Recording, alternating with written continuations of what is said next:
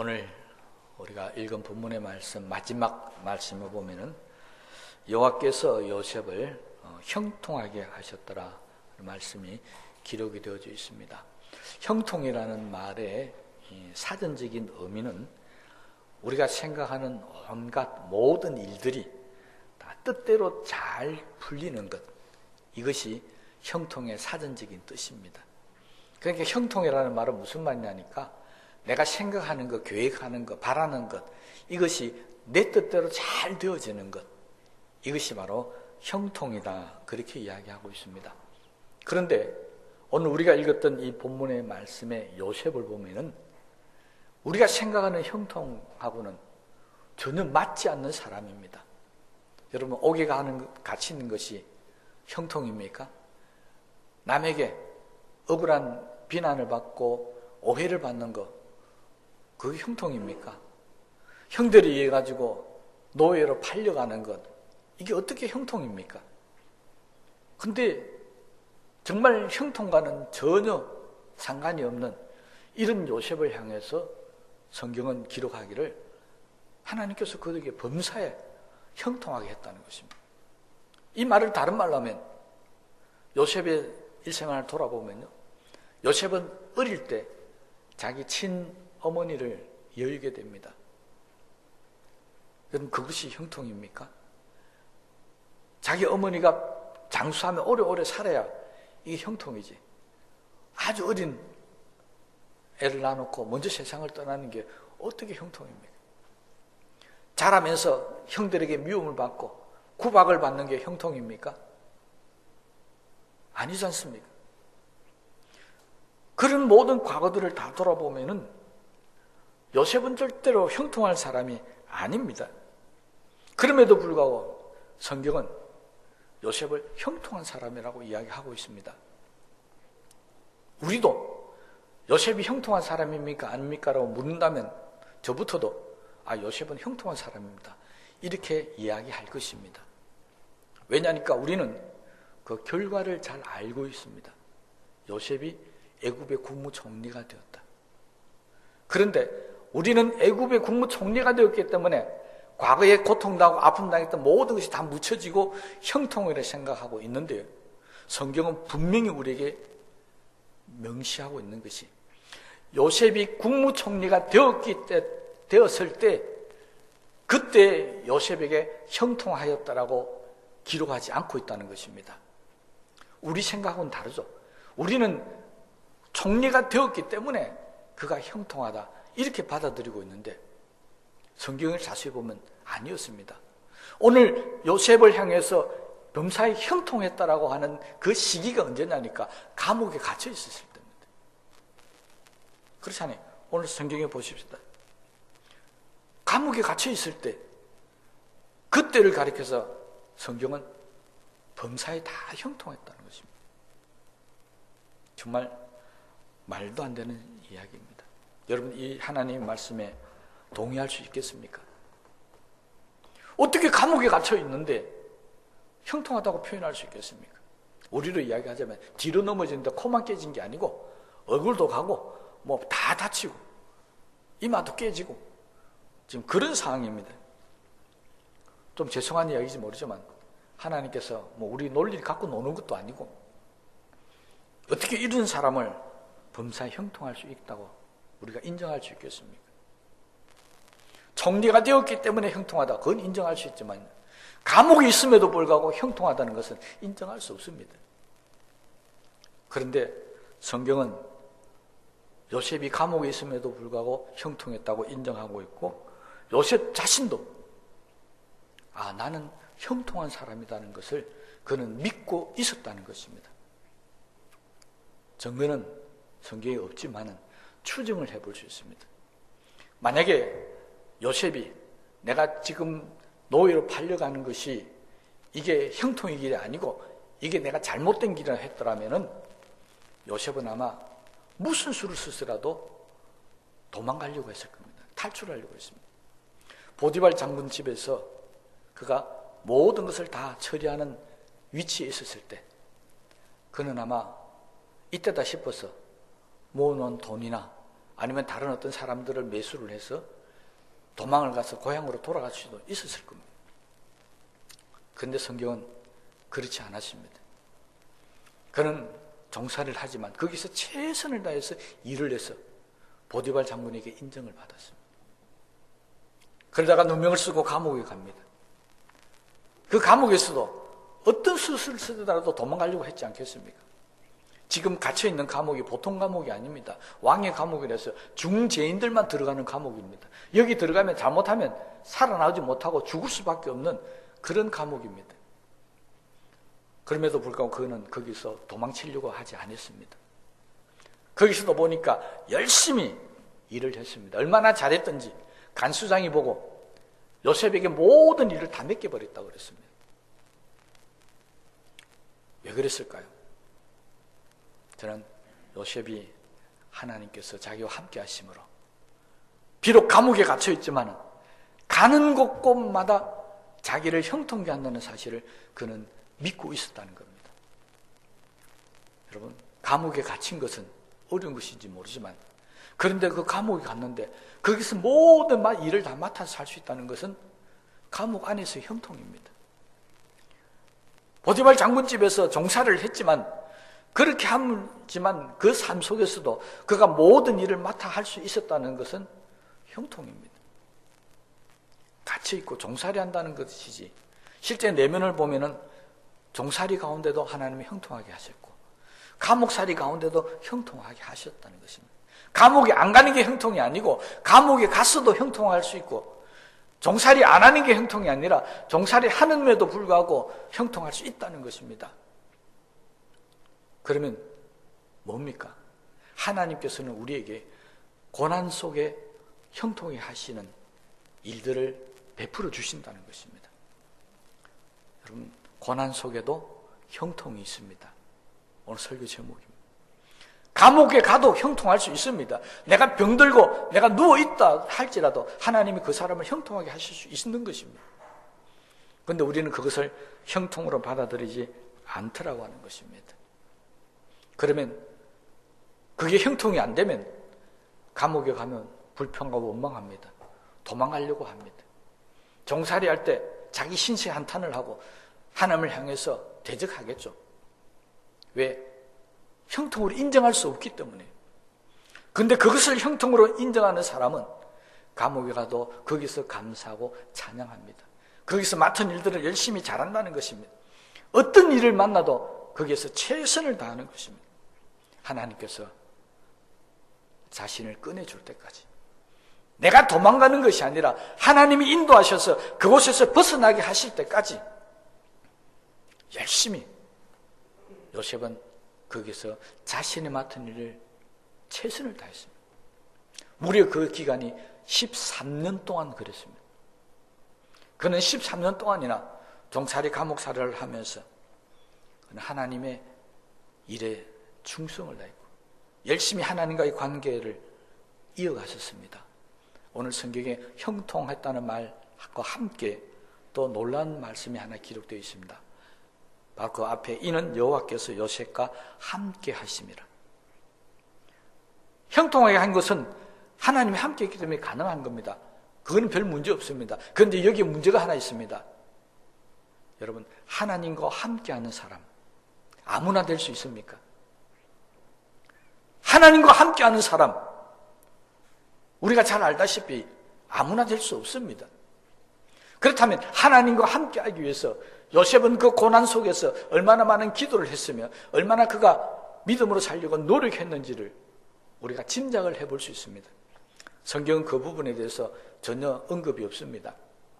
그러나 하나님이 함께 하셨다는 그 말 한마디만 가지고도 요셉은 그런 고난과 어려움 속에서 정말 믿음으로 살아왔다는 사실을 우리가 짐작을 해볼 수 있습니다. 그렇기 때문에 하나님이 함께 하신 것이지 날마다 불평하고 원망하고 자기 신체 한탄을 하고 절망했다면 절대 하나님이 함께 하시지 아니했을 겁니다.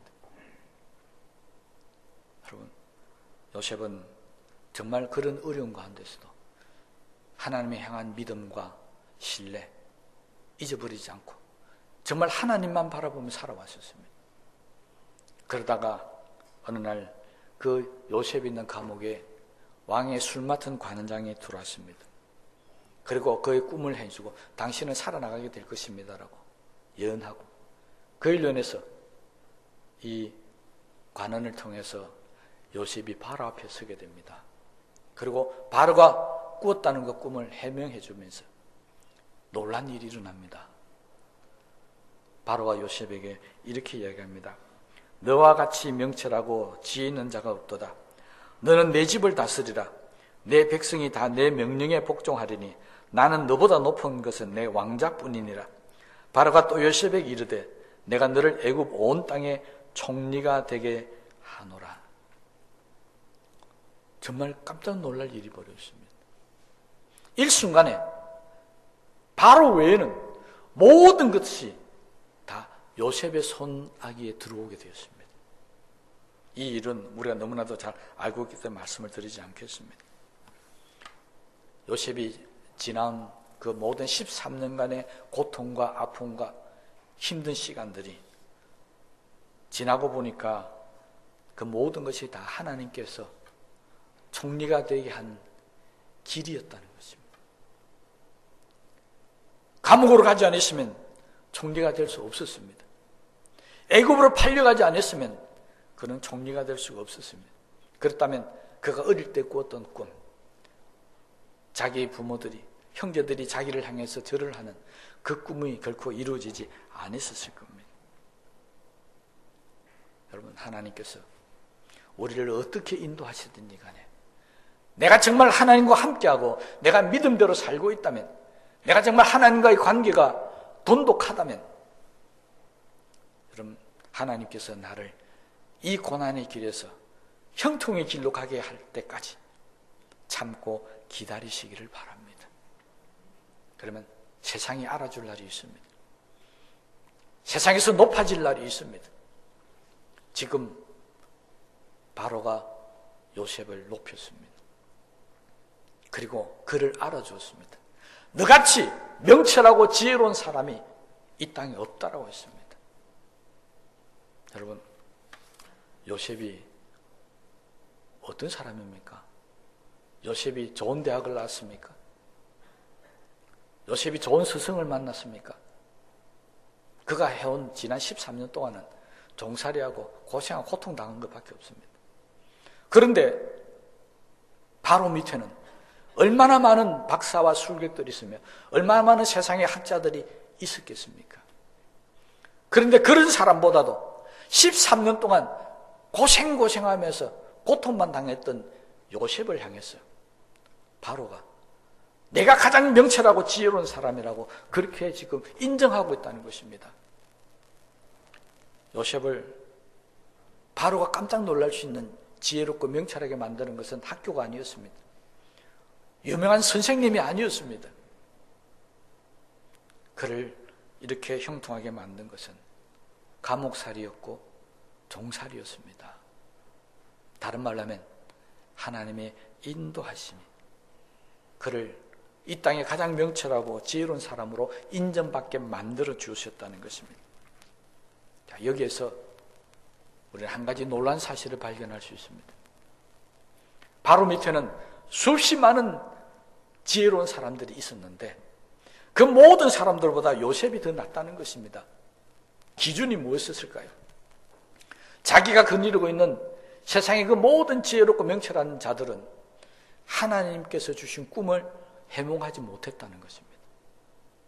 그런데 감옥에 있던 보잘것없는 이 요셉이 갑자기 자기 앞에 나타나서 자신이 데리고 있는 모든 석학들도 해결하지 못했던 문제를 단숨에 해결해 버립니다.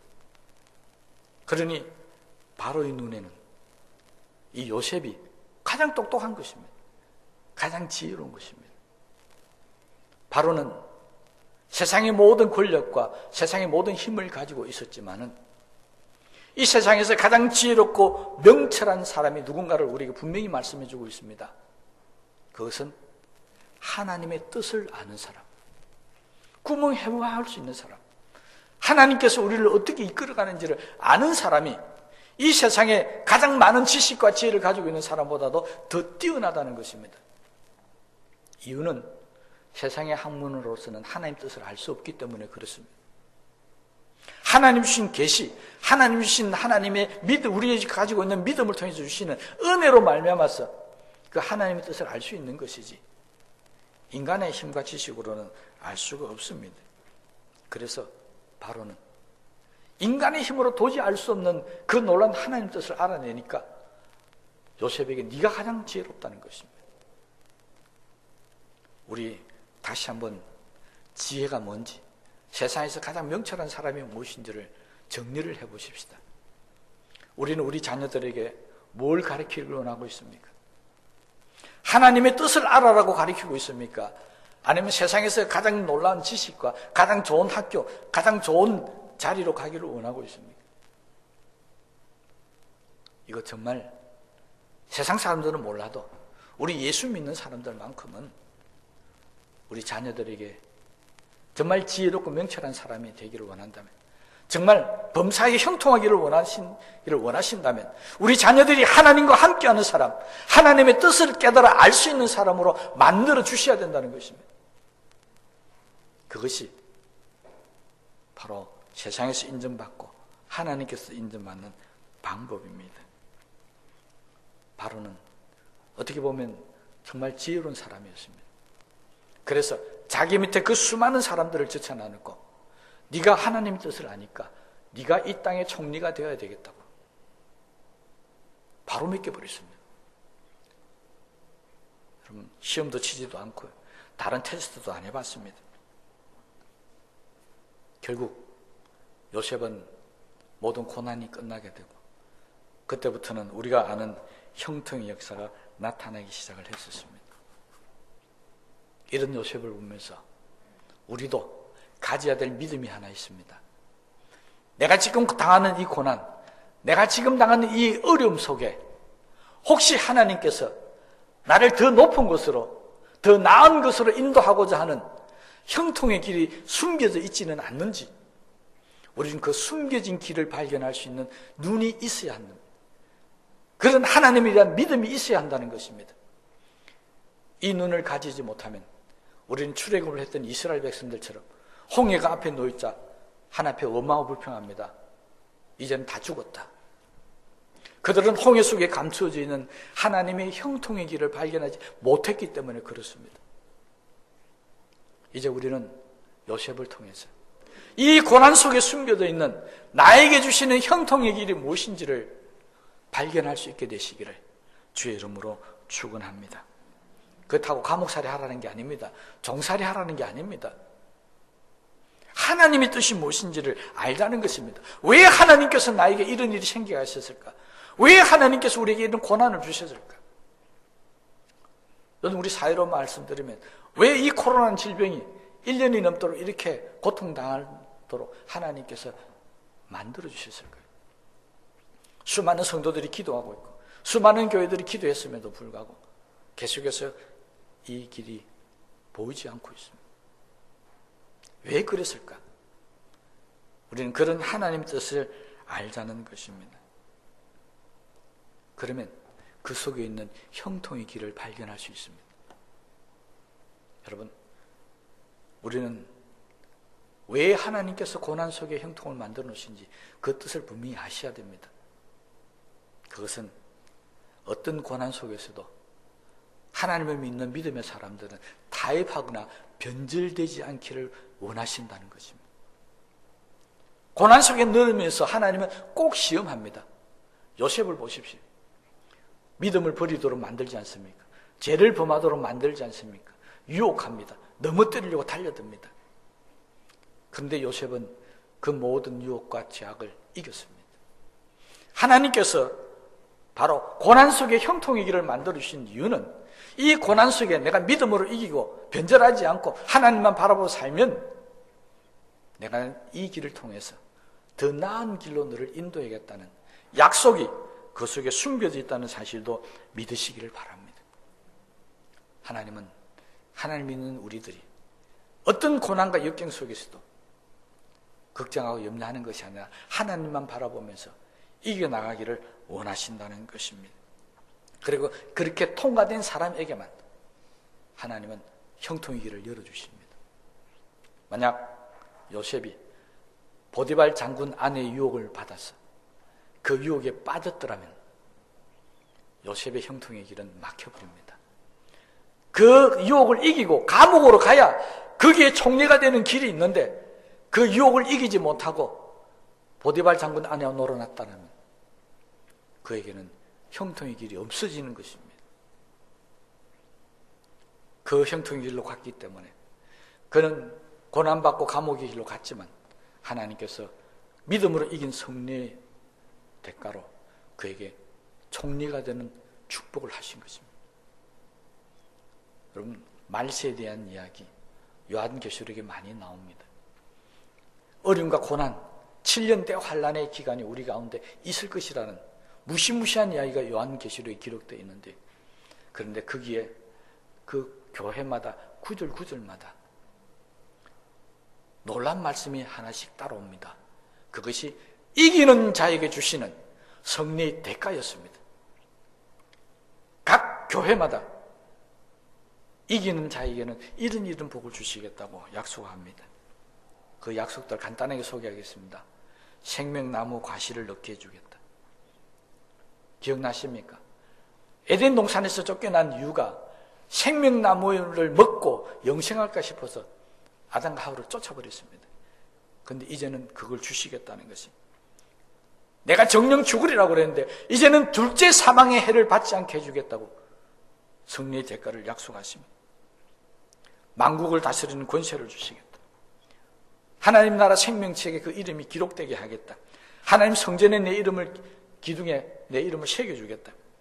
나와 함께 내 보좌 앞에 앉게 해주겠다. 고난 속에서 이기는 자들에게 하나님은 정말 놀라운 많은 축복들을 우리에게 약속해주고 있습니다. 고난을 이기지 않는 사람은 그 약속이 없다는 겁니다. 그래서 성경은 이기는 자에게, 매 구절마다 이기는 자에게라고 하는 조건을 달아놓고 있습니다. 그러므로 저와 여러분들도 우리에게 어떤 고난과 역경이 오든지 간에 반드시 이기게 되시기를 주의 이름으로 축복합니다. 이기기 위해서 기도하십시오. 이기기 위해서 하나님을 바라보십시오. 이기기 위해서 날마다 주의 말씀을 붙들고 살아가십시오. 그래서 우리는 이기기 위해서 정말 끊임없이 노력해야 돼요. 요셉이 그냥 얻은 게 아니잖아요. 종살이 가서도 열심히, 다른 사람보다 더 열심히 일했습니다. 그래서 주인의 인정을 받았습니다. 감옥에 가서도 다른 죄수들보다 더 열심히 했습니다. 아마 다른 죄수들은 감옥에 갇혔으니까 신시한탄이 나고 감옥에서 뭐가 푹 퍼져 있었겠죠. 그러나 요셉은 그렇지 않았습니다. 여러분, 하나님이 함께하는 사람 그냥 되는 게 아니지 않습니까? 열심히 기도하고 주님 바라보면 믿음으로 사시기 바랍니다. 간혹 우리들 가운데 보면 느긋하게 세워라 가거라 내어라 가거라 하면서 신앙생활하는 사람들이 있습니다. 그러면서 마음속에 바라면 하나님 나 형통하게 해주십시오. 아마 그렇게 하는 사람이 있을 줄로 압니다. 물론 이럴 때 설교하는 목사님들은 꼭 붙이는 말이 있습니다. 우리 교회는 없겠지만은, 저도 사용하겠습니다. 우리 교회는 그런 사람 한 사람도 없을 줄로 압니다. 나긋하게 살면서 기도도 안 하면서 자기 마음대로 살면서 하나님 나를 축복해 주기를 바란다. 그건 잘못된 신앙입니다. 여러분, 달리기 시합을 하는데 뛰면 힘들잖아요. 그러니까 천천히 걸어가면서 나 1등 상 달라고 하는, 그거 잘못된 거지 않습니까? 바울은 고린도 교회 교인들이 그랬습니다. 상 받기 위해서 운동장에 다른 박질하는 사람들이 뛰는 것처럼 열심히 뛰라고 그랬습니다. 그러면서 상 받는 사람은 한 사람밖에 없다. 여러분, 하나님의 형통의 복을 받기를 원하십니까? 열심히 뛰십시오. 열심히 말씀도 보고 기도도 하시기 바랍니다. 있는 자리에서 직장이든지 가정이든 어디든지 최선을 다해서 살아보시기 바랍니다. 그러면 하나님께서 그곳에 형통의 길을 열어주실 줄로 믿습니다. 우린 그 길을 가야 합니다. 그리고 형통이라는 그 열매 속에 우린 또 하나 담겨져 있는 하나님의 뜻을 발견해야 됩니다. 뭔 줄 아십니까? 우리는 형통하면 내가 잘 되는 것, 내가 총리가 되는 것만 생각하고 있는데 하나님의 형통은 또 다른 의미가 거기 숨겨져 있습니다. 왜 하나님께서 요셉을 총리로 만드셨느냐는 것입니다. 왜 이스라엘에 있는 요셉을 그렇게 고생고생 시켜가면서 종살이 시켜 감옥살이 시켜서 총리로 만드셨느냐는 것입니다. 이 말은 왜 하나님께서 나를 형통해 하시고 왜 하나님께서 나를 높이셨는지를 생각해 보시라는 겁니다. 요셉이 형통하고 총리가 되었던 것은 하나님께서 사람들을 살리려고 하는 생명 구원의 역사가 그게 담겨져 있습니다. 요셉이 총리가 되어서 애굽을 다스릴 때 7년 흉년이 옵니다. 만약에 하나님의 사람인 요셉이 애굽의 총리가 되어 있지 않았더라면 그 7년 흉년 때문에 애굽뿐만이 아니라 이스라엘부터 시작해서 주변에 있는 모든 국가 사람들이 수많은 사람들이 아마 굶어 죽어갔을 겁니다. 그런데 요셉이 총리가 됨을 통해서 일단 자기 가족들부터 아버지 야곱부터 시작해서 모든 가족들이 다 흉년을 피해서 애굽으로 내려오고 가장 풍요로운 고센 땅에서 살게 하면서 가족의 생명을 살립니다. 나아가서 애굽의 생명을 살립니다. 그리고 애굽의 그 풍요로움 때문에 주변에 흉년이 있던 모든 국가들이 애굽의 양식을 사감을 통해서 주변에 있는 국가들의 사람도 살아남게 됩니다. 하나님은 우리를 형통케 하신 이유, 우리를 높이시고 잘되게 하신 이유는 이 땅에 죽어가는 사람들을 살리라고 하는 것, 나를 통해서 불쌍하고 가난한 자를 돌아보고 나를 통해서 나보다 더 약한 자들을, 죽어가는 자들을 살리라고 하는 뜻이 그 속에 담겨져 있다는 사실도 우린 깨달으셔야 됩니다. 그렇지 않으면 어리석은 부자처럼 내가 부자가 됐으니까 나만 배부르고 내 집 문 앞에 있는 거지 나설은 죽어가든지 병들든지 아무 상관이 없다는 것입니다. 이건 그리스도인의 삶이 아닙니다. 그런 사람은 지옥 갑니다. 그런데 하나님이 나를 높이셨으니까 이 땅에 죽어가는 영혼들을 구원해야 되겠다고 살아가는 사람들에게는 하나님의 축복하심이 있게 되는 것입니다. 성경의 위대한 인물들은 다 생명을 구원하는 데 쓰임받았습니다. 노아가 방주를 만드는 이유 뭡니까? 그 늙은 노아가 고생하면서 120년 동안 방주를 만든 이유가 뭡니까? 이 땅에 생명을 구원하기 위해서입니다. 모세가 광야 40년 동안 그 죽을 고생하며 살았던 이유가 뭐였습니까? 이스라엘 백성들을 출애굽시켜서 살리기 위해서입니다. 신약에서 세례 요한이 제사장의 아들로서 잘 먹고 잘 살 수 있었지만 광야에 나가서 그 고생하면서 지냈던 이유가 뭐였습니까? 이 땅에 죽어가는 사람들을 살리기 위해서였습니다. 하나님의 뜻의 마지막에는 항상 생명 구원의 역사가 담겨져 있습니다. 우리는 그 뜻을 볼 수 있어야 한다는 것입니다. 왜 나에게 고난을 주실까? 왜 나에게 어려움을 주실까? 그것만 생각하지 마시고 이 어려움과 고난 속에서 하나님 나를 형통하실 것이다. 그리고 하나님께서 나를 형통하시는 그 순간에 나는 이 땅에 죽어가는 영혼들을 위해서 하나님 앞에 귀하게 쓰임 받겠다고 하는 그런 각오와 다짐도 함께 있게 되시기를 바랍니다. 요셉은 야곱과 자기 가족들을 다 데리고 와서 가족을 살리면서 나중에 형들에게 이렇게 이야기합니다. 형들이 아버지가 죽고 나니까 요셉을 팔아먹었던 것이 불안해가지고 혹시 요셉이 자기들에게 복수하지 않을까 그런 두려움 속에 있을 때 요셉이 형들에게 이렇게 얘기합니다. 창세기 45장 5절 말씀입니다.